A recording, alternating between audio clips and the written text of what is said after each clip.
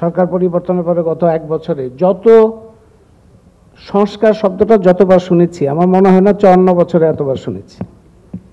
কিন্তু ফলাফলটা কি হয়েছে সেটা আমরা জানি। আমাদের এই 1 বছরে বৈষম্য বেড়েছে, বেকারত্ব বেড়েছে, দারিদ্র্য বেড়েছে, বিভিন্ন ধরনের সহিংসতা, মব সন্ত্রাস সেটা বেড়েছে। এবং সরকারের, আমরা এই সমস্ত ক্ষেত্রে সরকারের একটা অদ্ভুত নির্লিপ্ত অবস্থা দেখতে পাচ্ছি। মানে কোনো ধরনের এগুলোকে থামানো, আমরা গত কয়েকদিনের মধ্যে যা দেখলাম, সেখানে মানে যারা আক্রান্ত হচ্ছে তাদেরকে পুলিশ ধরে নিয়ে যাচ্ছে সন্ত্রাস বিরোধী আইনে গ্রেপ্তার করে, আক্রান্ত ব্যক্তিদের।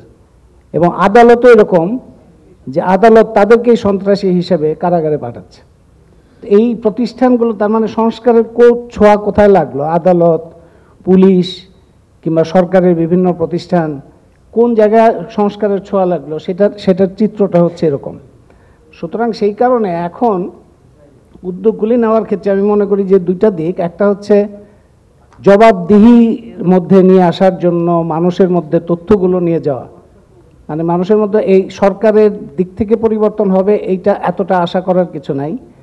কিন্তু ওই পরিস্থিতিটা তৈরি করার জন্য, জনমত তৈরি করার জন্য, জনগণের সেই ধরনের রাজনৈতিক সামাজিক শক্তির বিকাশ করার জন্য এই তথ্যগুলি মানুষের মধ্যে নিয়ে যাওয়া দরকার। সেই ক্ষেত্রে আমি মনে করি ফোকাস হতে পারে কয়েকটা জায়গায়। যেমন দেবপ্রিয় প্রথমেই বলেছেন যে বৈষম্য বিরোধী আকাঙ্ক্ষা নিয়ে গণঅভ্যুত্থান হয়েছিল।